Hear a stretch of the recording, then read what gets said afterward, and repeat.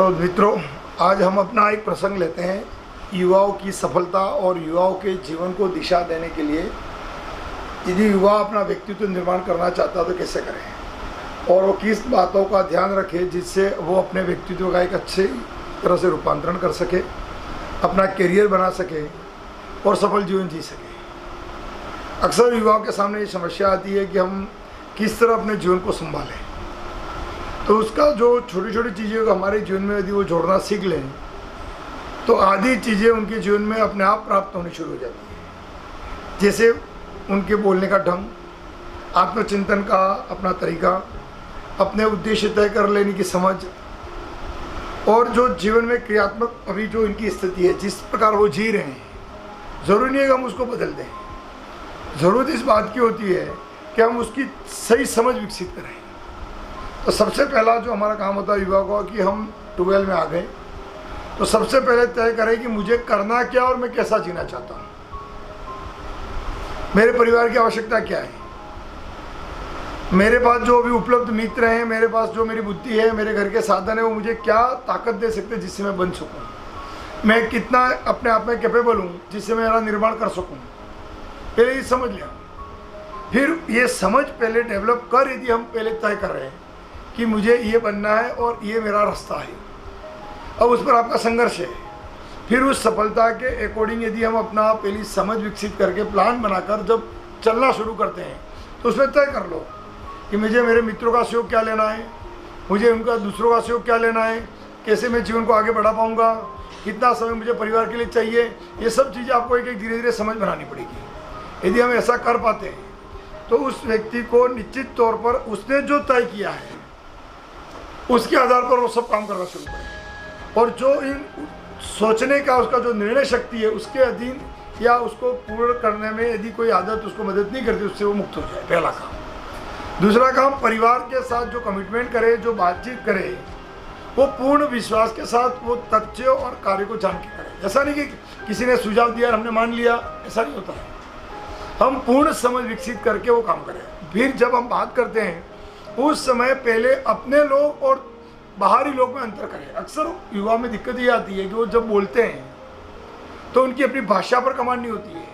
संवेदना को कैसे एक्सप्रेस किया जाता है वो पता नहीं होता है, तो वो अपने लोगों से भी दुश्मन की तरह बातें करते हैं, चाहे वो माँ हो, पिता हो,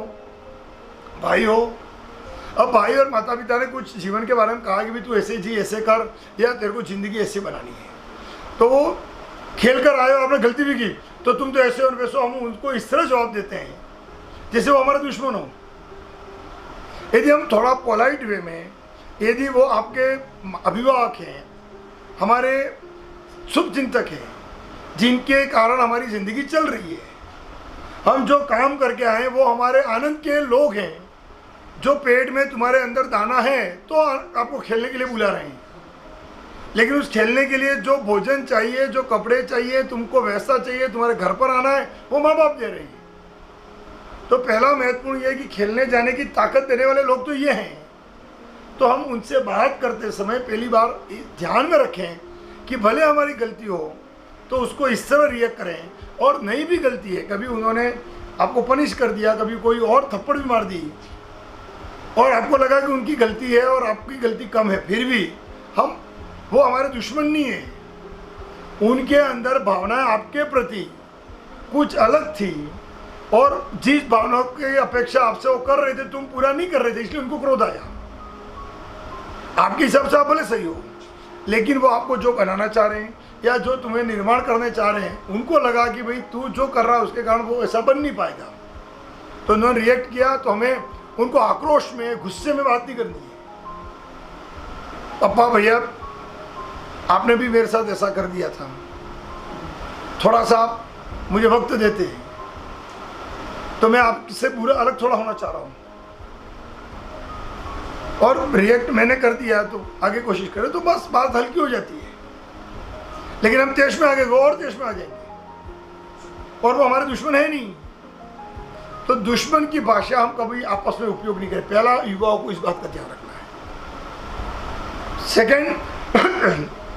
परिवार के अंदर जब हम लोग होते हैं और अपनी ज़िंदगी बनाने हैं तो हमारी ज़िंदगी के निर्माण के जो घंटे आपने तय किए हैं उन तय घंटों में किसी को इंटर नहीं करने दें। यदि आप 1 घंटे खेलने भी जा रहे हो तो आपकी जो भूमिका खेलने की है, तो खेलने के साथ दिमाग की विकृति कर नहीं लाए,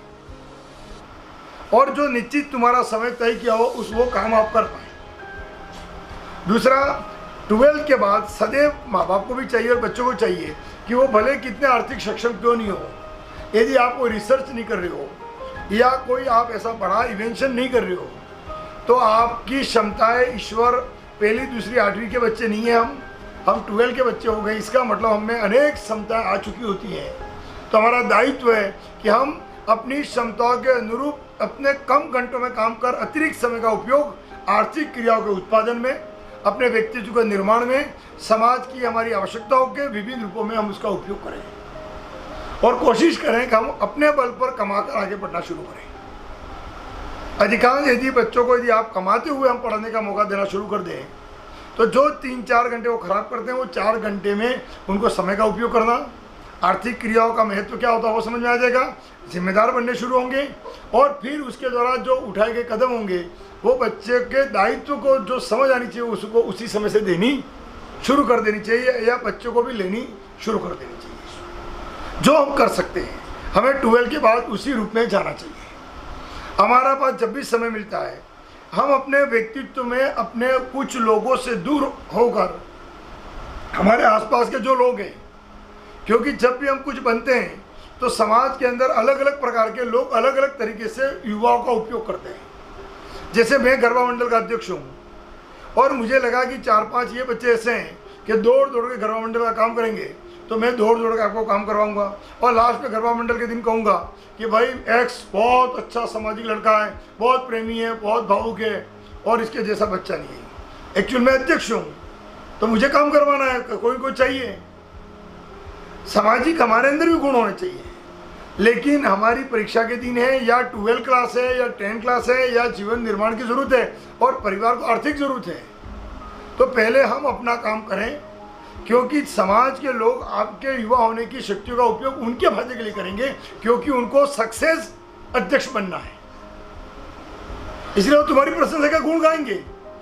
तो तुमको कोई अपने को तंबू लेके वहाँ दौड़ नहीं पड़ना है। हमारा काम छोड़ के उनके लिए बेवकूफ़ नहीं बनना है। ये 2 शब्द बोल के कोई पार्टी वाला है, जैसे पार्टी वाले भी नेता जिनको बनना है, वो आपको कहेंगे सबसे अच्छा कार्यकर्ता है, वैसा है, वैसा है। तो जितना समय हम दे सकते हैं उनको समझें, और अनावश्यक झूठी प्रशंसा लेकर वहाँ नहीं जाएं, क्योंकि नेता बनकर सक्सेस उनको होना है और वो तुम्हारा उपयोग कर रहा है। तो हम छोटे छोटे ऐसे उपयोग नहीं होने दें, क्योंकि वो उसका तो काम करा रहा है, लेकिन जब तुम्हारी जरूरत पड़ती है तब वो कितना खड़ा है। क्या वो तुमको पढ़ने के लिए भी मौका दे रहा है, तुम्हारी लाइफ की भी चिंता कर रहा है, और काम करने के बाद कह रहा है कि अब जाके तू तेरा जरा पढ़। तो एक्चुअली यदि उसकी संवेदनाएं तुम्हारे प्रति क्या है, उसके आधार पर दूसरों की बात सुननी है। यदि उनकी संवेदनाएं सिर्फ भटकाव की ओर जा रही है, वो कोई खेलने के लिए भी आपको इसलिए बुला रहा है, कोई रैली के लिए ऐसे ही बुला रहा है, कोई मंडप के लिए काम में बुला रहा है, कोई पिकनिक के लिए बुला रहा है, शाम को रोज घूमने जाए, तो ये सभी चीज़ें उस व्यक्ति के अंदर आदत थी, और उस आदत को तुम में रूपांतरित किया। उस व्यक्ति की जरूरत थी और तुम्हारी प्रशंसा करके उसने आपको बुलाया। ऐसे ही अनेक मित्रता में भी आकर्षण के तत्व होते हैं। अब उस आकर्षण के तत्वों में अक्सर युवाओं के फिसलन की बातें आती हैं। तो आकर्षण का तत्व सदैव आपके 99% हम 12 में होते हैं तो सब कुछ हमको अपने लगते हैं, हम जब निकल गए तो अलग हो जाते हैं। ऐसे ही जीवन में अनेक लोग आते हैं, जिंदगी में आते हैं और हमारे पास चले जाते हैं। तो सबके लिए हमारी संवेदना नहीं होती है। यदि सबके लिए संवेदना रखोगे तो धीरे धीरे तुम्हारी संवेदनाओं में जान नहीं रहेगी, क्योंकि तुम बहुत सारे लोगों से संवेदना रखते हो, टूटती रहती, बिगड़ती रहती, टूटती रहती, बिगड़ती रहती है। तो तुम्हारी संवेदना जो मूलभूत आपकी लाइफ के लिए आनी चाहिए वो कभी आएगी नहीं। तो अनावश्यक संवेदनाएं जब भी जन्म लेती हैं, जिनका उचित प्रत्येक संवेदना जन्म लेते ही उसका निर्धारण करें कि वो मेरे लाइफ के लिए कितनी उपयोगी है, मुझे कितना जीवन का आधार दे पाएगी, इसका भविष्य के लिए क्या उपयोग है, और मुझे इन संवेदनाओं पर जीवन चलाने की ज़रूरत है या नहीं है। जैसे कोई प्रेम प्रसंग है, अब प्रेम प्रसंग में सामाजिक तौर पर यदि आप विपरीत कोई कदम उठाते भी हो तो समाज में संघर्ष होगा, परिवार में संघर्ष होगा। तो क्या मैं संघर्ष करके जो प्राप्त कर रहा हूँ वो राइट है, या उसको छोड़ के मैं लाइफ कुछ बनाकर मेरे परिवार के साथ चलकर या मेरे समाज के साथ चलकर कुछ लाइफ बनाऊं, वो ज़्यादा उपयोगी है। तो उन दोनों का चिंतन करके जो उचित है वो कदम उठाएं, अर्थात विवेक होना चाहिए। इसलिए प्रत्येक व्यक्ति के अंदर, यदि युवाओं के अंदर इन छोटी छोटी चीज़ों की समझ आ जाए कि दायित्व लेना 12 के बाद शुरू कर दे, अनेक अनावश्यक संवेदनाओं को जोड़े नहीं, मूलभूत संवेदनाओं जो उसको लाइफ के लिए चाहिए उसको बिल्कुल संवेदना रखें भी सही और उसको पूरा भी करें, बात करने का ढंग विकसित करें, अनावश्यक एग्रेसिव होकर अपने लोगों से न उलझें, अपने माता पिता आपस के जो लोग हैं उनसे बात करने का तरीका पहले सीखें। और अधिकांश समस्या यदि सरल भाषा में कहकर हंसकर बात करने से टल सकती है तो वहाँ चैलेंज करके झगड़े करके हमारे माहौल और हमारे दिमाग की चित्त की दशा कभी बिगाड़नी नहीं चाहिए। पहला काम तो हमारे दिमाग में ये बात आनी चाहिए। दूसरी बात, हम अपने आसपास के परिवेश के प्रति या आपसे जो कमज़ोर है उसके प्रति आप कितने जिम्मेदार हो, उनके लिए कितना उपयोगी साबित हो सकते हो, उसके प्रति जो आपकी संवेदना वो भी आपके अंदर जन्म लेनी चाहिए। और जो संघर्ष कर रहे हो उस पर, आपके निर्णय पर आपको ताकत होनी चाहिए। हम जो भी निर्णय लें तो निर्णय ऐसा लें कि सभी भावों पर, सभी क्रियाओं और समग्र दृष्टिकोण पर आधारित हो,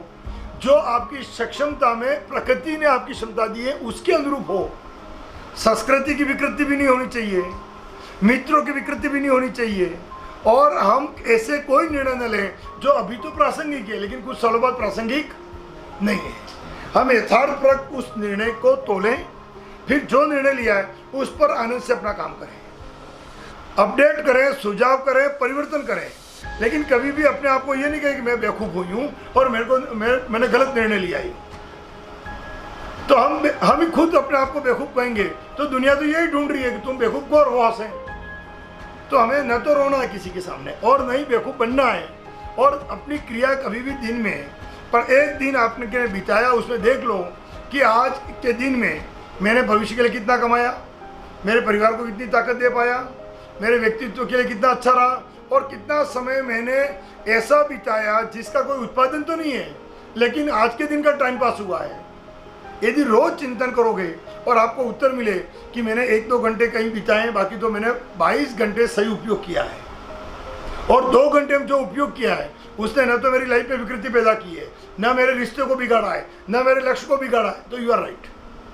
लेकिन जब चिंतन करो आपको लगे कि मैंने बहुत टाइम खराब किया है, मेरे उन लोगों के कारण मुझे कुछ मिल तो नहीं रहा लेकिन मेरे घर में रोज झगड़े हो रहे हैं, या मैं परीक्षा में अच्छे नंबर नहीं ला पा रहा हूँ, या मेरे जीवन में मुझे जो चीज़ें दे रहे हैं लोग, मेरे परिवार के लोग मुझे ताकत, खाना पीना, पैसा जो भी दे रहे हैं, बहुत सारे बच्चे ऐसे हैं जिनकी शादियाँ हो जाती हैं,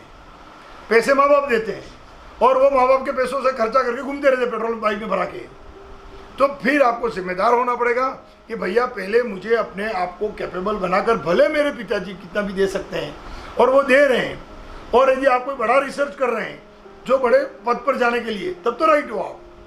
लेकिन जब लक्ष्य कोई बड़ा नहीं है और टाइम तुम्हारे पास है तो उस टाइम में आपको अपने खर्चे के पैसे उत्पादन कर कर ही अपना उपयोग करना है। पिताजी के पैसों से यदि आप उपयोग कर रहे हो, इसका मतलब तुम लाइफ के अंदर अपने आप को ही कमज़ोर कर रहे हो, इसमें कोई संदेह नहीं। और ये कमज़ोरी हमारे मूलभूत हमारी समस्या का कारण बननी शुरू होगी। एक और बात आती है कि जब हम, अक्सर क्या होता है कि हम 12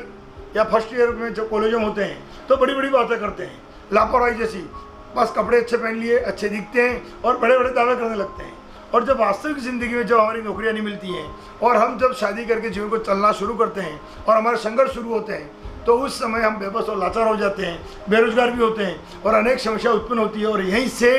तनाव और अनेक नई समस्या जन्म होने के कारण अनेक बार विकृतियों के कारण व्यक्तित्व दाव पर लगने शुरू हो जाते हैं। तो इसकी जननी आपकी मूलभूत समझ नहीं आने कारण होती है। इसलिए हमारा ज़रूरत है कि युवाओं को कि वो पहले उचित भाषा से बात करना सीखें, संवेदनशील बने और अपनी ज़िंदगी की संवेदना और परिवार की संवेदनाओं को आधार बनाकर जीवन को आगे बढ़ाएं। तीसरा, खुद अब सक्षम बनकर आर्थिक क्रियाओं की अपनी आवश्यकताओं को पूरा करने का निर्णय लेना जल्दी से जल्दी शुरू करें, जितनी जल्दी हो सके उतना। चौथा, आनंद हमारे मूलभूत लक्ष्यों को प्रभावित नहीं करना चाहिए और ऐसी कोई विकृतियाँ जिनके कारण जाने से यदि आपके व्यसन की ओर आदतें जारी हैं या पर डे आप 4-4 घंटे रोज बैठते हो लेकिन इन 4 घंटों से भविष्य के बारे में कोई चर्चा नहीं हो रही है, तो उनसे हम बचें, मित्रता रखें, लेकिन हमारी योग्यता को कमज़ोर न होने दें और लक्ष्य पर बने रखें। तो और ऐसा कोई मित्र समूह है तो हमारा काम का भी है और युवाओं की भविष्य में फिर कभी समस्याएं नहीं आएगी। तो युवाओं के लिए ज़रूरी है कि पहले वो जिम्मेदार बने, राष्ट्र के प्रति भी, जीवन के प्रति भी, प्रकृति के प्रति भी, माता पिता के प्रति भी और अपनी आत्मा और अपनी लाइफ के प्रति भी। यदि ये सब चीज़ें आपके अंदर आनी शुरू हो गई है तो निश्चित हम बहुत अच्छे रहेंगे, जीवन भी सुखी रहेगा और अपने आप में जो कर सकते हो उसी पर आनंद रहें और उसी में खुश रहकर अपने लोगों को साथ में छोड़कर आगे बढ़ना सीख लें। धन्यवाद।